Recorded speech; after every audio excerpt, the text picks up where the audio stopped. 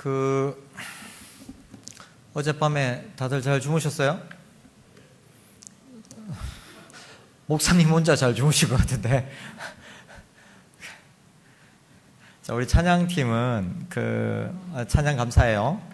먼저 수련회 찬양 감사하고 오늘 예배 마치고 설교 마치고 따스한 성령님 마음으로 보내 그 노래 같이 부를 테니까 준비 좀 해주세요. 자, 우리가 이제 금요일 저녁부터 히브리서 말씀을 주제별로 잠깐 살펴보았습니다. 오늘은 이제 마지막 네 번째 주제인데, 이제 사실은 이제 분야별로도 이제 히브리서 10장자 맨 뒷부분입니다. 이 부분을 한번 이제 살펴보려고 하는데, 근데 여러분 이제 성경 공부라는 게 사실은 끝이 없어요. 끝이 없고, 제가 이제 신학교에서 강의하면 이제 히브리서 뒤에 야고보서 나오는데, 야고보서가 5장이거든요. 한 학기 내내 수업하는데 5장을 다 못 나가요.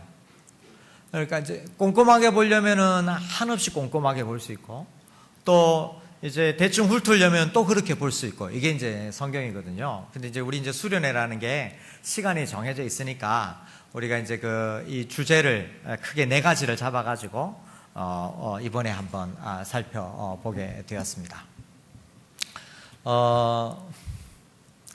여러분 예배 시간 원래 이렇게 앉아요?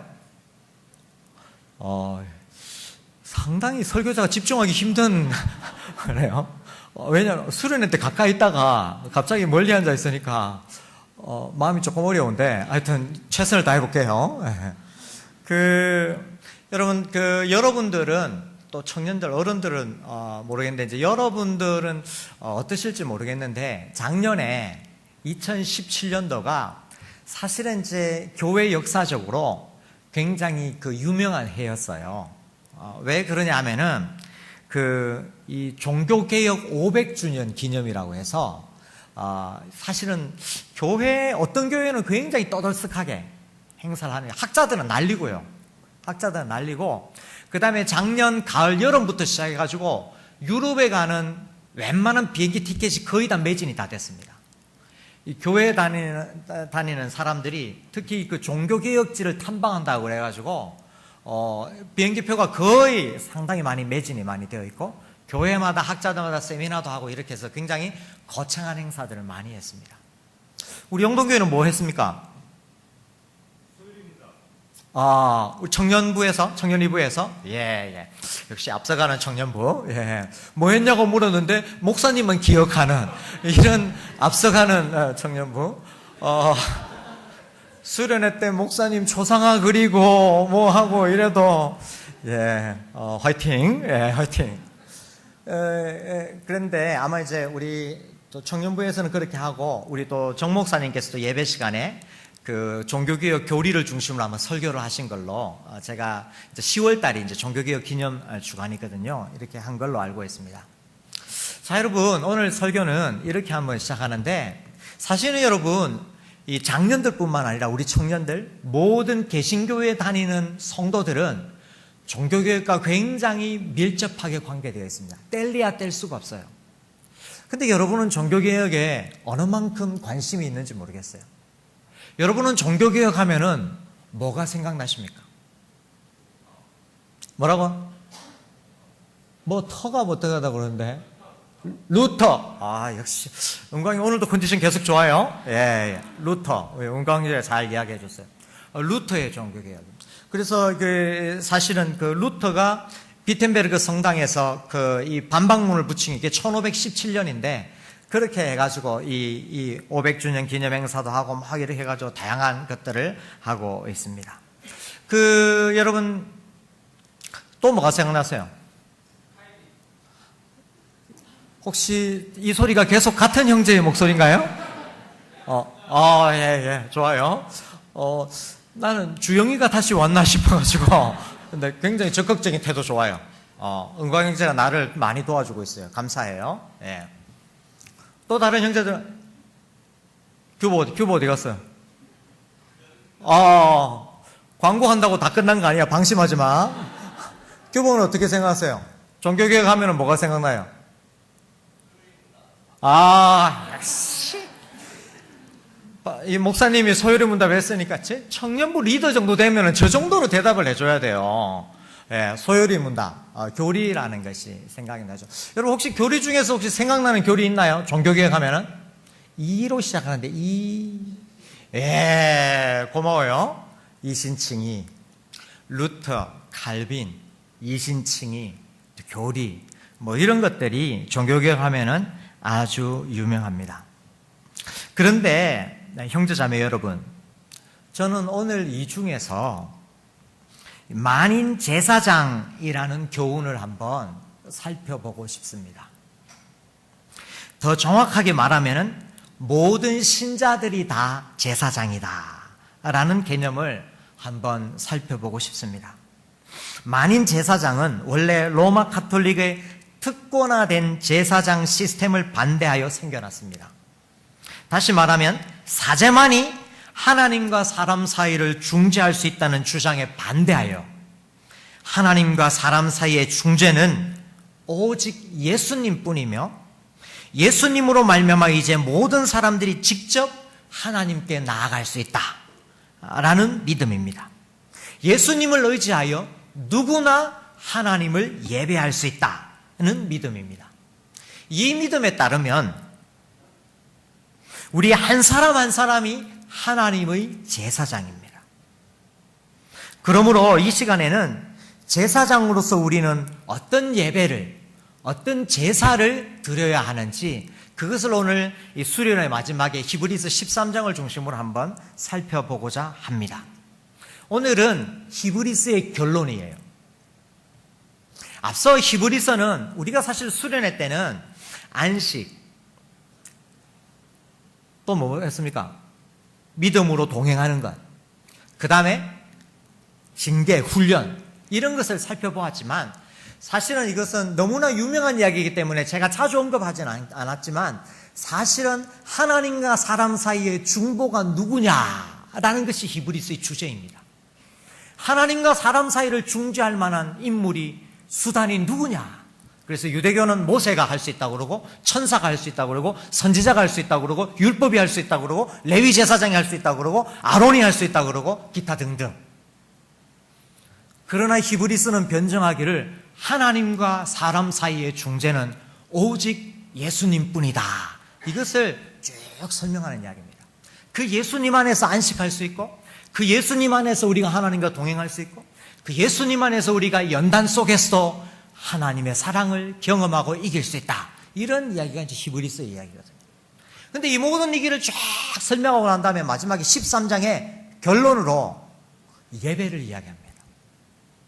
그러면서 하나님과 사람 사이에 오직 유일한 중재는 예수님이라고 믿는 사람들이 드려야 할 세 가지 예배 모델을 제시합니다. 이것이 루터와 칼빈의 신앙 고백을 따르는 사람들, 이것이 예수님을 하나님과 사람 사이의 유일한 중재로 믿고 있는 개신교의 사람들이 따라야 할 히브리서가 말하는 세 가지 예배의 모델입니다.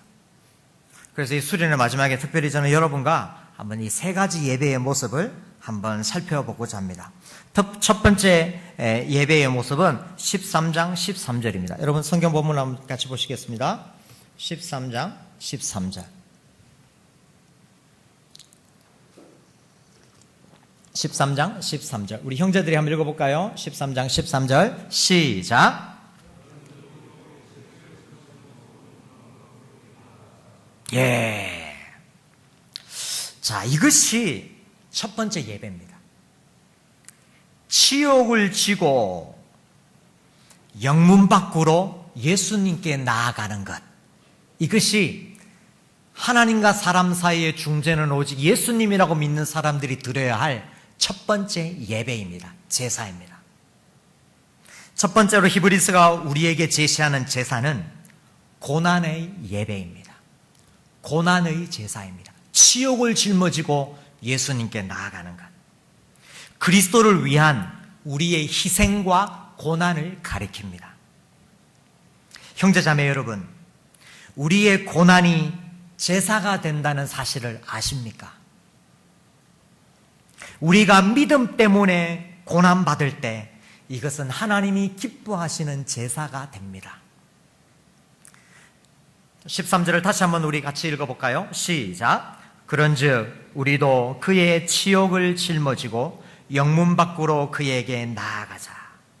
이 나아가다라고 하는 이 프로스엘코마이라고 하는 헬라 말은 히브리서에서 자주 예배를 위해서 사용되는 단어입니다. 나아간다는 말은 예배 용어입니다. 제사 용어입니다. 우리가 잘 아는 우리 수련회 때 살펴본 중에 히브리서 유명한 요절 중에 뭡니까? 그런즉 우리는 긍휼하심을 받고 때를 따라 돕는 은혜를 얻기 위하여 은혜의 보좌 앞에 담대히 뭡니까?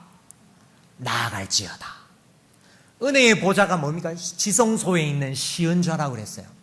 거기에 나아간다는 것은 뭡니까? 하나님을 예배하는 것입니다. 그래서 나아간다는 말은 하나님을 제사한다는 말이고 하나님을 예배한다는 말이에요. 반응이 시원치 않아서 한 구절 더 찾아보겠습니다. 히브리서 10장 1절. 여러분 성경을 찾으셔야 돼요. 히브리서 10장 1절.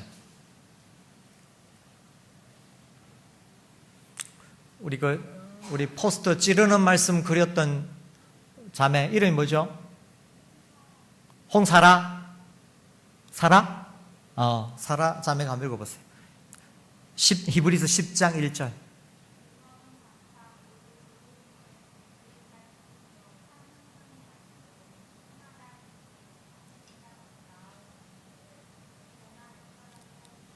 자, 읽었어요. 해마다 늘 드리는 같은 제사로는 나오는 자들을 언제나 온전하게 할 수 없다. 나오는 자들이 뭡니까? 제사 드리기 위하여 나오는 자들. 나온다는 것은 제사를 드린다, 예배를 드린다는 말입니다. 10장 22절을 한번 보십시오. 10장 22절. 계속 한번 읽어볼래요? 10장 22절.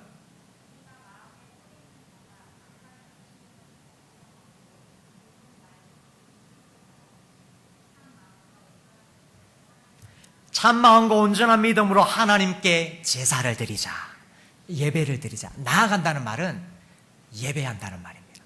제사를 한다는 말입니다.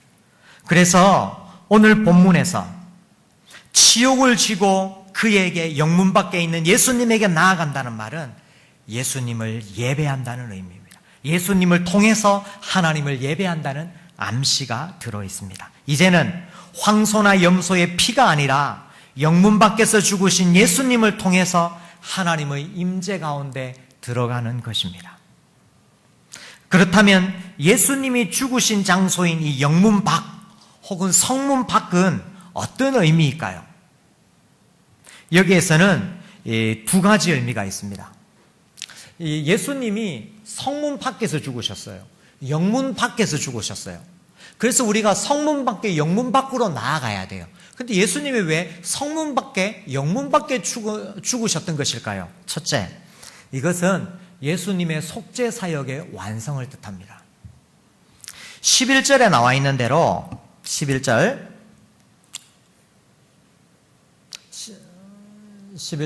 우리 누가 한번 읽어볼까요? 은광이 한번 읽어볼까요? 11절 읽어보세요.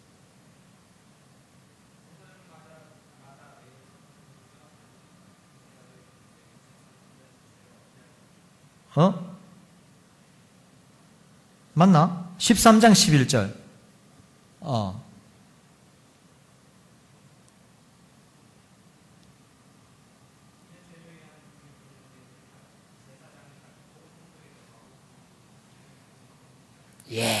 요건 이제 구약 이야기를 하고 있어요.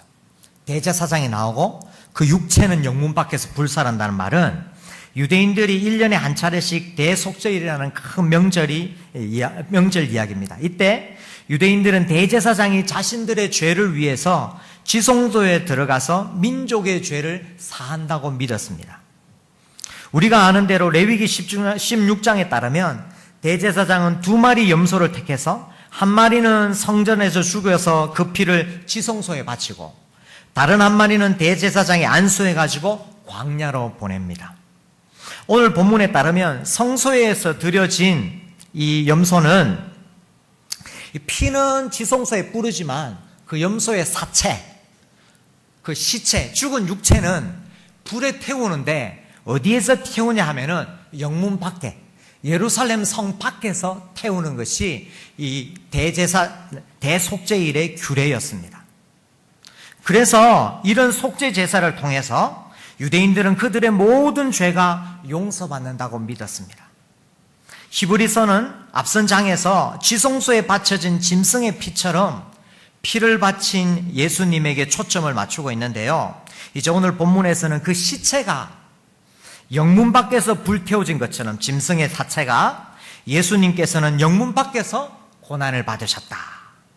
이 말은 무슨 말입니까? 예수님이 친히 대제사장이 되시고 온전한 희생제물이 되셔서 율법을 완성하시고 속죄를 완성하셨다.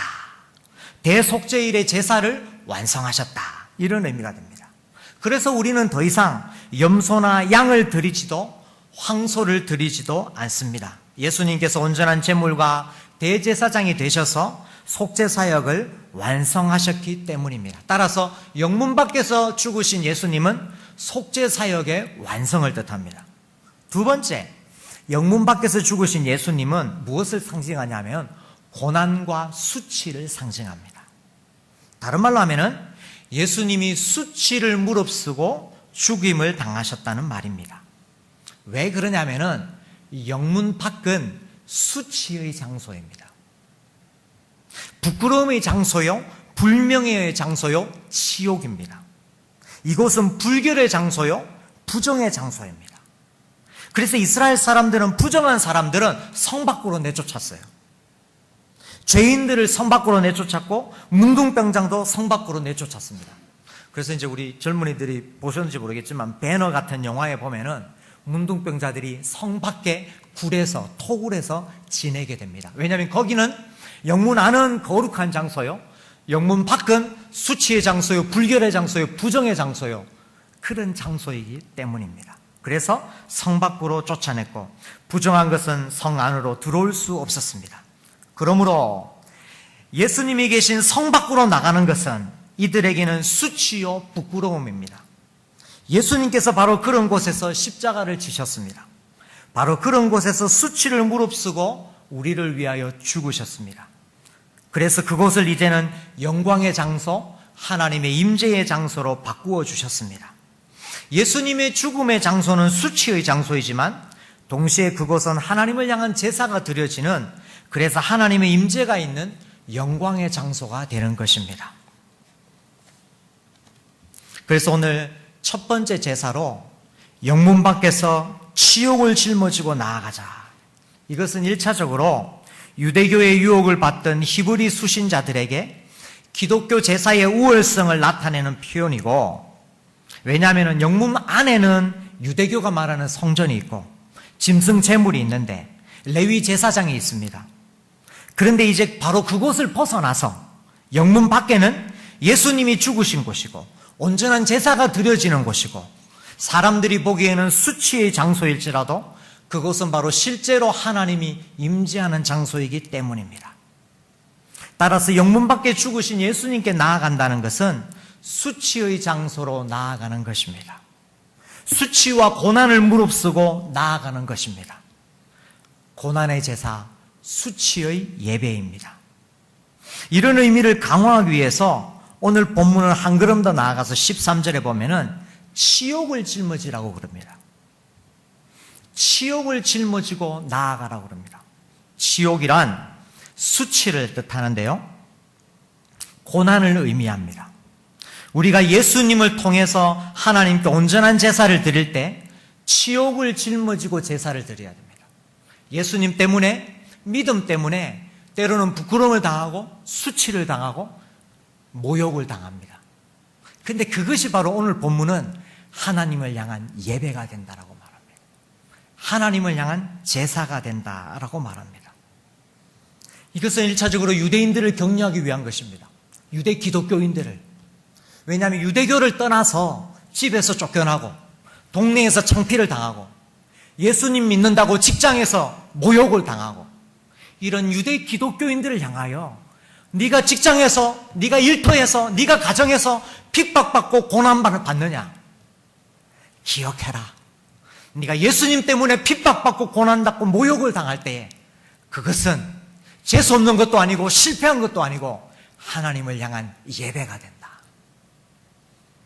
유대교는 성전 안에서만 제사장이 있어야만, 짐승이 있어야만 예배가 된다고 했는데 그 모든 예배를 예수님께서 완성하셨기 때문에 이제는 그 예수님을 믿고 그 믿음 때문에 모욕을 당하고 수치를 당하면 그것이 바로 너의 예배의 장소요, 제사의 장소가 된다. 이것이 바로 예수님을 믿는 사람들이 드려야 할 첫 번째 예배입니다. 그러므로 형제 자매 여러분, 여러분이 가정에서, 교회에서, 세상에서 그리스도인으로 고난을 받을 때 그것이 하나님이 받으시는 제사가 된다는 것을 잊지 마시기 바랍니다. 그리스도인으로 내가 하는 희생과 봉사는 고생스럽고 심지어 귀찮을 때가 있습니다. 그러나 그러한 수고가 예수 그리스도 안에서 드려지는 예배가 됩니다. 사람들이 알아주지 않고 심지어 사람들이 나를 무시할지라도 이 수고와 희생을 통하여 하나님이 예배를 받으신다는 것을 기억하시기 바랍니다. 또한 내 성질대로 하면 이렇게 하고 싶고 또 내 기분대로 하면 저렇게 하고 싶지만 그리스도를 위해서 교회의 유익을 위하여 참을 때에 이것이 또한 하나님을 향한 제사가 됩니다. 하나님이 기쁘시게 받으시는 예배가 될 것입니다. 그 예배에 하나님이 임재하시고 영광을 받으실 것입니다. 청년 여러분, 만약에 여러분이 직장생활 하는 것이, 만약 여러분이 공부하는 것이 하나님의 영광을 위하는 분명한 목표의식이 있다면 여러분이 고난당할 때 하나님이 그 예배를 받으신다는 것을 기억하시기 바랍니다.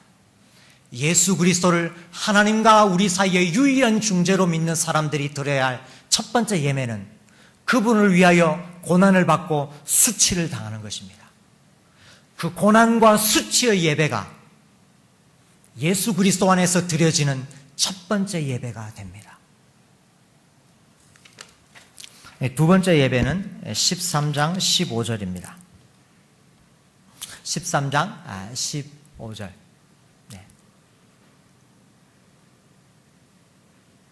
네, 김민영 한번 읽어볼까요? 민영이 한번 읽어보세요.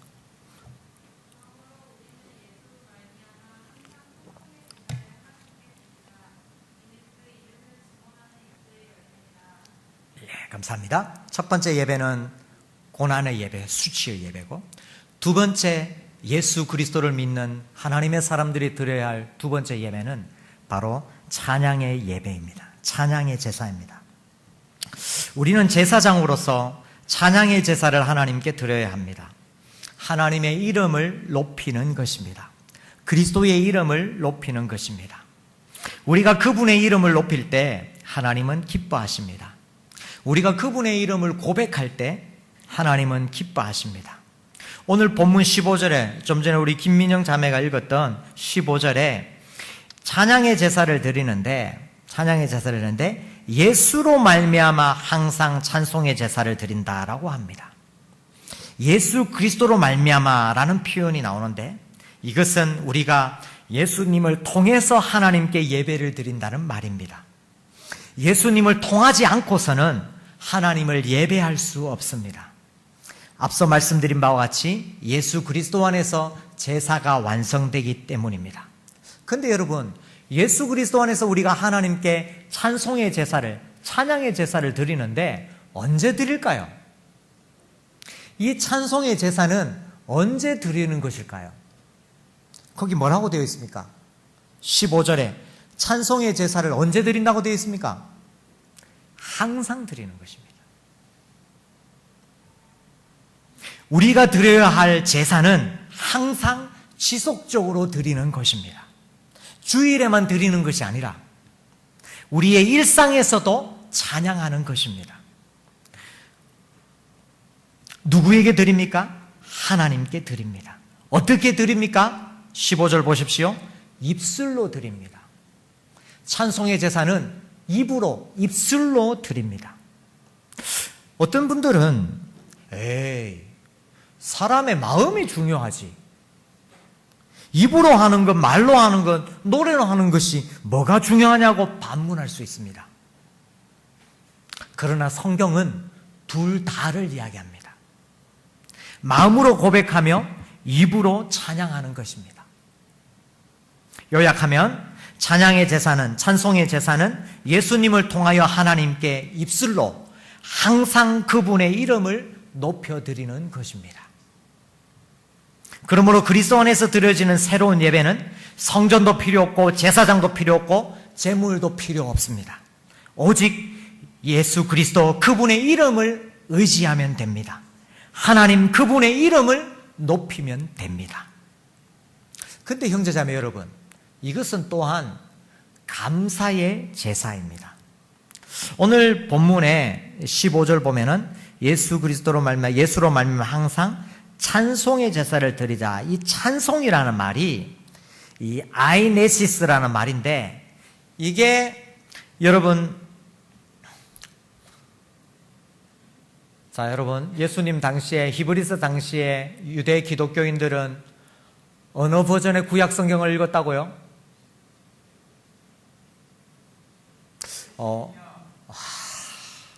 너밖에 없다 진짜.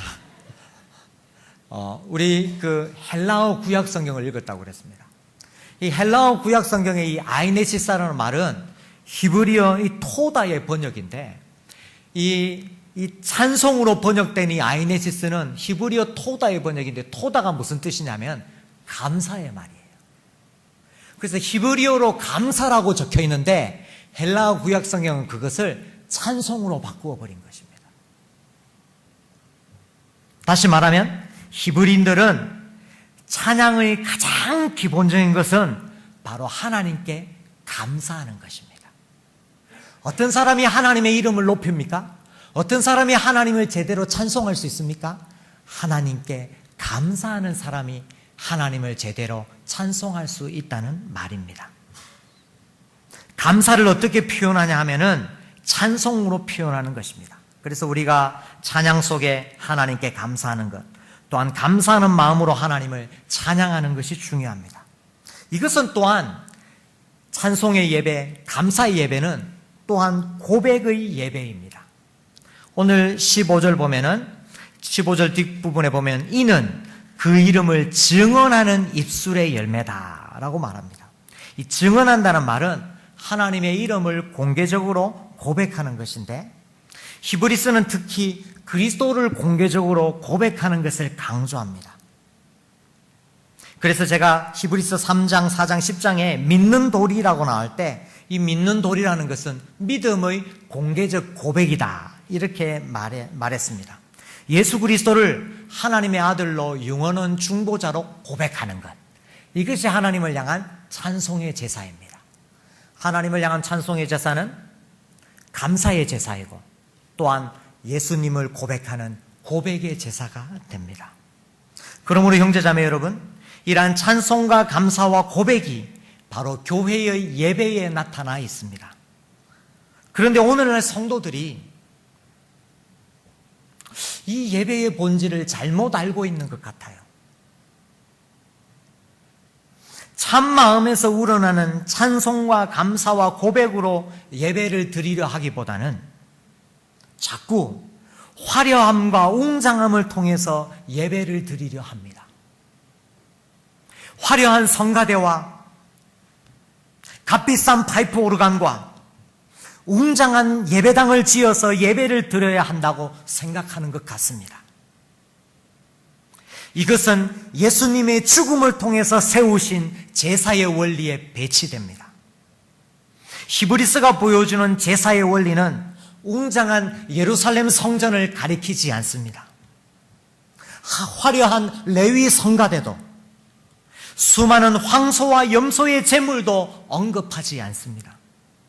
오직 그리스도를 통해서 완성된 속죄를 바탕으로 그 위에서 진정한 감사와 찬송과 고백을 이야기하고 있습니다. 이것이 하나님이 기뻐하시는 제사입니다. 이러한 제사가 우리의 주일 예배에, 그리고 우리의 주중의 삶에 있어야 하겠습니다.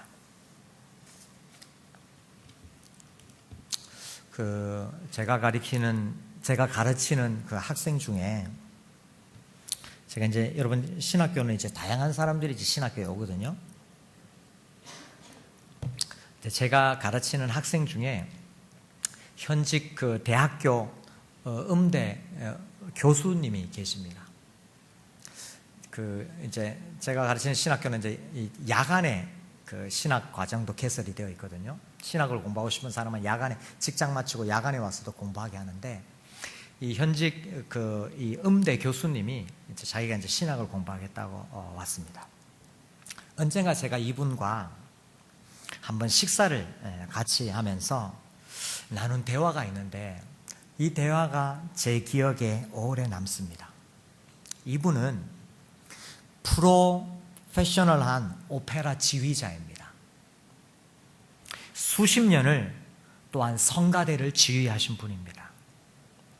몇 년 동안 서울의 한 대형교회, 이름만 대면은 아는 대형교회 성가대를 지휘하였는데, 그걸 몇 년 동안 지휘하다 최근에 집 근처에 작은 교회로 이 봉사실을 옮겼다고 하더라고요. 그 대형교회에 있을 때 자기가 지휘하는 성가대 대원이 600명이었다고 합니다. 부활절이나 성탄절에 연합 성가대를 구성하는데 자기가 지휘할 때 1,400명이 모였대요. 1,400명의 성가대를 지휘했다고 합니다. 근데 지금 다니는 교회 성가대원은 40명이래요. 그래서 제가 그분에게 1,400명을 지휘할 때하고 40명을 지휘할 때하고 뭐가 다르더냐고 물어보았습니다. 그랬더니 그분이요, 딱 한마디 하더라고요. 저한테, 교수님, 너무 좋습니다. 너무 좋습니다. 그 딱 한마디를 하더라고요. 무슨 말입니까? 사람이 많으면 더 좋은 찬양이 되고 규모가 작으면 덜 좋은 찬양이 되는 것이 아니라는 말이지요. 찬양 자체가 내가 마음으로 내 입술로 감사와 고백을 드리는 찬양 자체가 너무 귀하고 좋다는 말이지요. 하나님을 향한 찬양의 제사는 외모의 화려함이나 규모의 웅장함에 있지 않다는 뜻 아니겠습니까? 오늘 내가 내 마음으로 감사하고 하나님을 높일 때에 하나님이, 그것이 바로 하나님이 기뻐하시는 찬양이 된다는 고백입니다. 형제자매 여러분, 여러분은 어떤 제사를 하나님 앞에 드리십니까? 하나님께 드리는, 예수님을 믿는 사람이 드리는 첫 번째 예배는 고난과 수치의 예배입니다. 그리고 두 번째는 웅장함과 화려함에 있는 것이 아니라 내 진심과 입술을 동원하여 드리는 감사와 고백의 예배입니다. 이것이 하나님과 사람 사이의 중재는 오직 예수 그리스도밖에 없다고 고백하는 사람들이 드려야 할 찬양의 예배요, 새로운 예배가 되는 것입니다. 마지막으로 세 번째 제사의 모델을 보겠습니다. 세 번째 제사의 모델은 16절입니다. 우리 찬양팀이 한번 읽어볼까요? 16절 시작.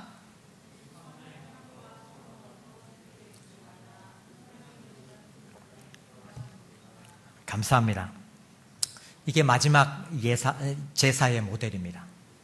첫 번째는 고난의 예배, 두 번째는 찬양의 예배, 그리고 세 번째는 나눔과 구제의 예배입니다. 나눔과 구제의 예배. 형제자매 여러분, 내가 가진 것으로 다른 사람을 구제하고 섬기는 것이 예배가 된다는 사실을 아십니까? 구제가 예배가 됩니다. 다른 사람과 내 것을 나누는 것이 예배가 됩니다. 그러므로 오늘 우리가 예배당에 앉아서 노래를 부르고 설교를 듣는 것만이 예배라고 생각하는 것은 얼마나 반 히브리서적 예배인지 모릅니다. 반 예수 그리스도적 예배인지 모릅니다.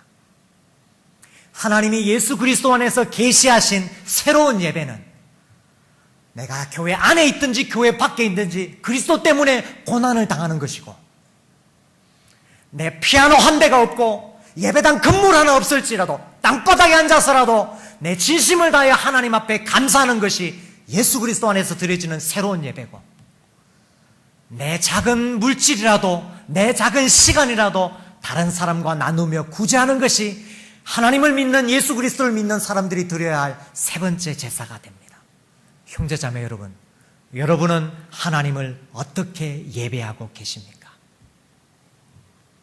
여러분 16절을 한번 보십시오. 16절 성경을 보십시오. 첫 번째 보면 선을 행한다 이렇게 나옵니다. 선을 행함과 서로 나눠주기를 잊지 말라. 자, 이 선을 행한다는 말은 무슨 말인가? 착한 일 많이 하면은 이게 제사가 된다는 말인가? 그럴 수 있습니다. 근데 여기서 말하는 것은 의미가 달라요. 이 선을 행한다라고 말한 이 번역된 단어와 똑같은 말이 어디에 나오냐면 마가복음 14장 7절에 나옵니다. 여러분 마가복음 14장 7절 한번 찾아볼까요? 예. 힘들겠지만 앞으로 두 번만 더 찾아볼 겁니다. 예. 다 끝났어요, 그러면. 자, 히브리서 14장, 마가복음 14장 7절. 마가복음 14장 7절을 찾아서 한세희 한번 읽어보세요.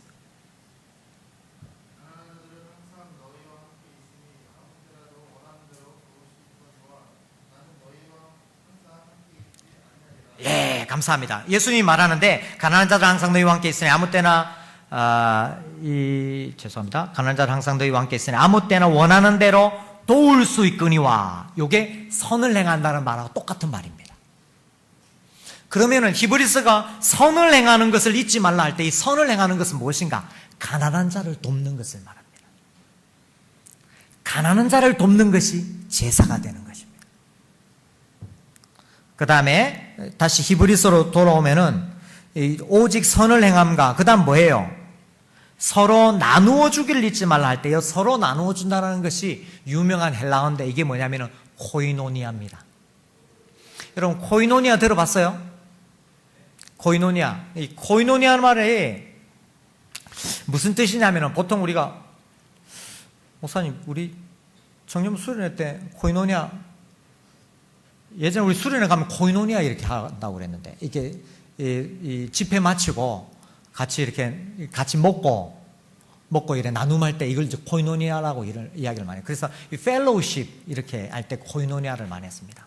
그래서 옛날 번역 중에 이 표준 세번역이라고 있는데, 이 표준 세번역에서는 이것을 오직 선을 행함과 친교를 잊지 말라, 이게 코이노니아를 펠로우십, 친교로 번역을 했습니다. 이게 잘못된 번역이에요. 이게 잘못된 번역입니다. 여기 나와 있는 이 코이노니아라는 말은 뭐냐면은, 이것의 정확한 번역은 친교라는 뜻도 있지만 이 본문에서는 그 뜻이 아니고 로마서 15장 6절하고 똑같은 뜻입니다. 로마서 15장 6절을 보겠습니다. 로마서 15장 26절이네요. 우리 부산에서 온 형제, 영도에서 온 형제, 이름이 뭐죠?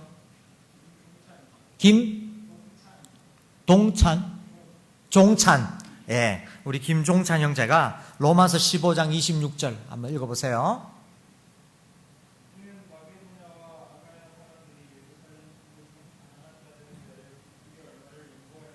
예.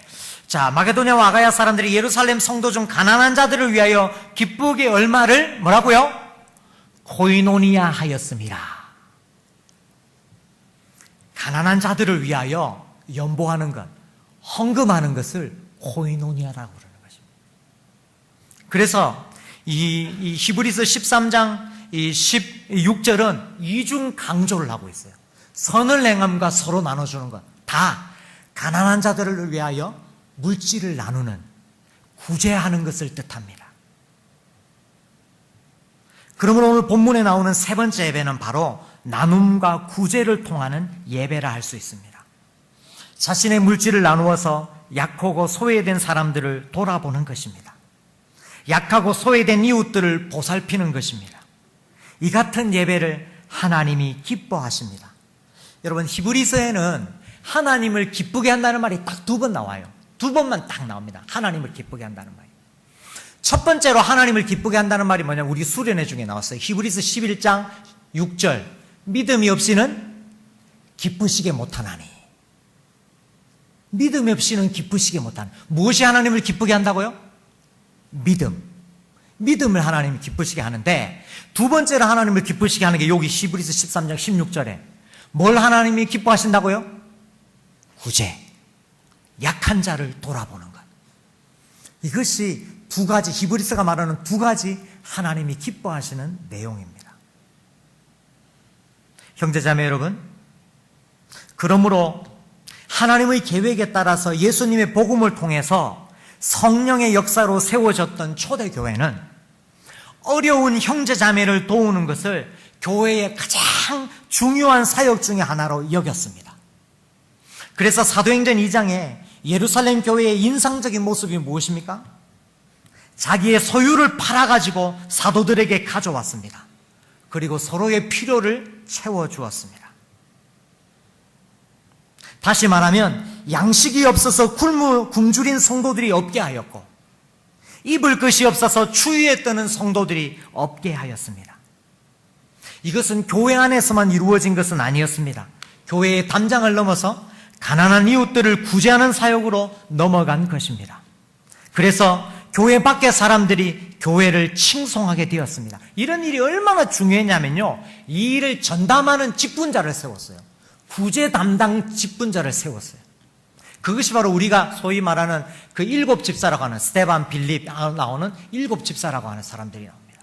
이분들은 구제만 전담하기 위해서 교회의 직분자로 세웠습니다. 나눔과 구제를 전담하는 사역입니다.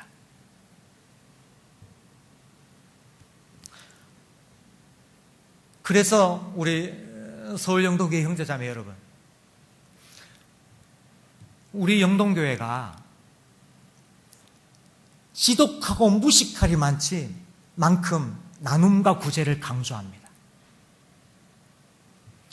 이것이 제가 우리 영동교회를 좋아하는 이유입니다. 여러분이 앉아있는 이 의자 쉽게 생긴 건 아닙니다. 본당 의자, 옛날 우리 어릴 때부터 영동교회 다닌 친구들은 알 거예요. 제가 있을 때만 해도 긴 옛날식 장의자 있었습니다. 우리 옛날식 장의자 알죠? 긴 의자. 그거 갖다 놓고 이 새 의자로 바꾸는데요, 몇 번이나 회의했는지 몰라요. 재직회 때 난상 토론을 했습니다. 의자 이거 바꾸는데. 왜 그런지 알아요? 혹시 우리가 의자 사는 돈으로, 혹시 우리가 의자 사는 동안에 그 돈 아껴가지고 좀 더 가난한 사람, 선교할 사람 도와주지 못할까 봐서 어른들이 몇 날 며칠을 의자 바꾼다고 토론했습니다. 저는 의자를 바꾸지 말자 혹은 바꿔야 된다 그것을 말하는 거 아니에요. 저는 토론의 과정이 너무 좋아요. 혹시 우리가 돈을 함부로 써가지고 그 돈이 가난한 자들에게 돌아가야 되는데 혹시 그것이 돌아가지 못할까 봐.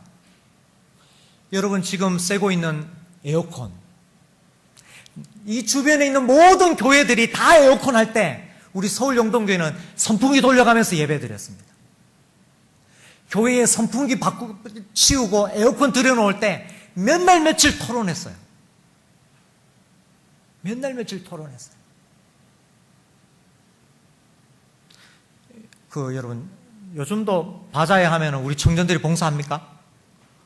본당은 청년 2부 담당이에요. 우리 전통적으로 본당은 청년 2부 담당이고 마당은 청년 1부 담당입니다. 여러분 우리 교회 집사님, 권사님들요, 사실 경제적 수준 집집마다 다르지만 집에서 손에 물 안 묻히는 집사님, 권사님도 있어요. 근데 바자회 하면요, 다 앞치마 두르고 누가 삽니까? 물건을 앞치마 두르고 자기가 돈 내서 자기가 사요. 그래가지고 3천만 원, 4천만 원 모이면요, 그 전부 다 선교와 구제로 100% 다 지불합니다. 왜 그렇습니까? 그것이 예배이기 때문에, 그것이 제사이기 때문에, 이것이 바로 예수님을 믿는 사람이 드려야 할 새로운 예배이기 때문에. 나는 우리 청년 2부가 희년 선교에도 참여하고 만약 여건이 되면은 그런 좋은 일들을 많이 하셨으면 좋겠습니다. 이게 대학생들은 좀 쉽지만 직장 다녀서 쉽지는 않겠지만, 근데 여러분 기억하십시오. 만약에 그러한 약한 사람들과 도움이 필요한 사람들과 함께 할 때 그냥 불교식으로 적선하는 것이 아니라 기독교는 그것을 예배로 믿는 사람들입니다. 예배당에서 하나님을 입으로 찬송하는 사람들은 예배당 밖에서 나보다 약한 사람들을 구제하고 나누는 것이 하나님을 향한 새로운 예배입니다. 제가 가르치는 학교는 그렇게 큰 학교는 아닙니다. 학생 수가 얼마 되지 않지만요.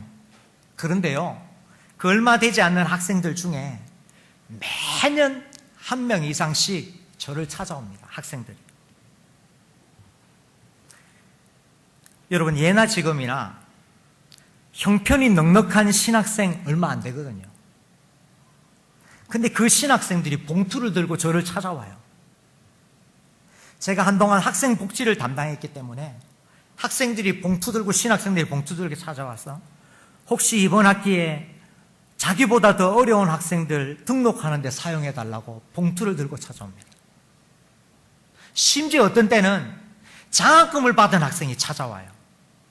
자기는 교회에서 등록금을 지원해 줘가지고 이번 학기 해결됐으니까 자기보다 더 어려운 학생을 위해서 사용해 달라고. 신학생들이 자기 코 묻은 돈 가지고 더 어려운 학생들, 이웃을 위해 사용해 달라고 찾아옵니다. 이것이 새로운 예배고 새로운 제사입니다. 이 같은 제사를, 이 같은 예배를 하나님이 오늘 본문은 기뻐하신다. 하나님이 기뻐하신다. 형제자매 여러분, 수련회를 마치는 이 시간에 또 히브리서를 마무리하면서 오늘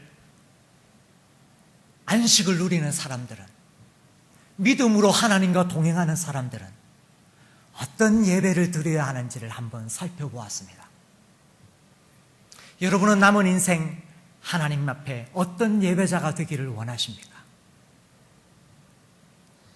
여러분의 믿음 때문에 손해보고 수치를 당하는 것이 예배라는 것을 잊지 마시기 바랍니다. 그리스도 안에서 드리는 예배는 외모의 화려함이나 규모의 웅장함에 있지 않다는 것을 기억하시기 바랍니다. 그리고 세 번째, 내가 가진 시간, 내가 가진 물질을 통해서 나보다 없는, 나보다 못한 사람을 도와주는 것이, 섬기는 것이 하나님이 기뻐하시는 제사라는 것을 기억하시기 바랍니다. 우리 영동교회는 이것을 수십 년 동안 하기 위해서 노력한 교회입니다.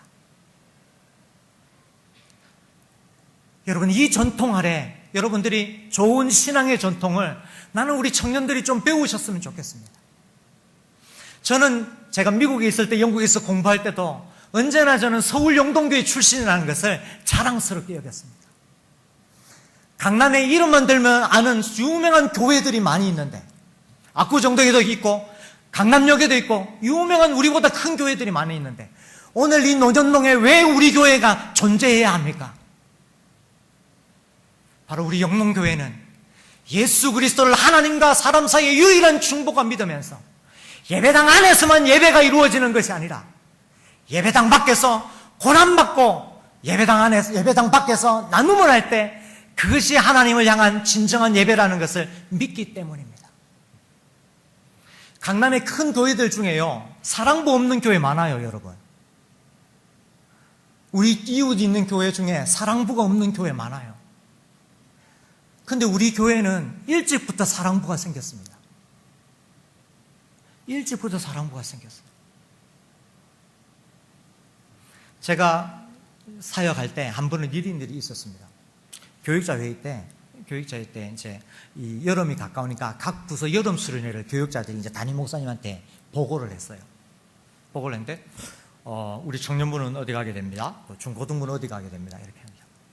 우리 담임 목사님도 그렇고 우리 교회 어른들이요, 청년들을 참 사랑하고 청년들을 많이 배려해 주려고 합니다. 그래서 청년부를 참 좋아하고 지원하려고 그래요. 그래서 청년부 예배도 어른들하고 분리해가지고 더 잘 드릴 수 있으면 청년부 분리해서 예배해라, 이렇게 만들어주기도 하고.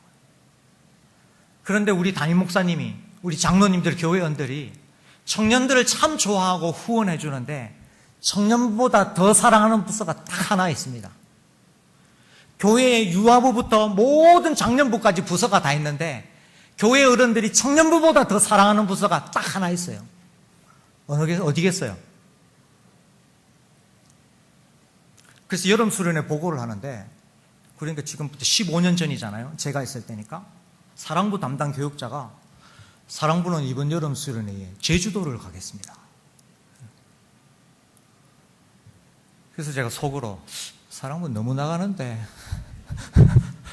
어른들이 좋아하니까 좀 너무 오버하는 거 아닌가? 왜냐하면 사랑부가 되면 재정이 어마어마하게 듭니다. 사랑부하고요, 그 사랑부는 여러분 알겠지만 학생 한 명에 교사 한 명이 붙어야 돼요. 그렇잖아요, 특성상. 그러니까 교사들 비행기 값 하며 숙소하면서 재정이 어마어마하게 붙는 거예요. 제가 그 재직회 때, 그 예산 통과는 재직회 때 했는데 1.1핵도 토달지 않고 그대로 100% 다 통과됐어요.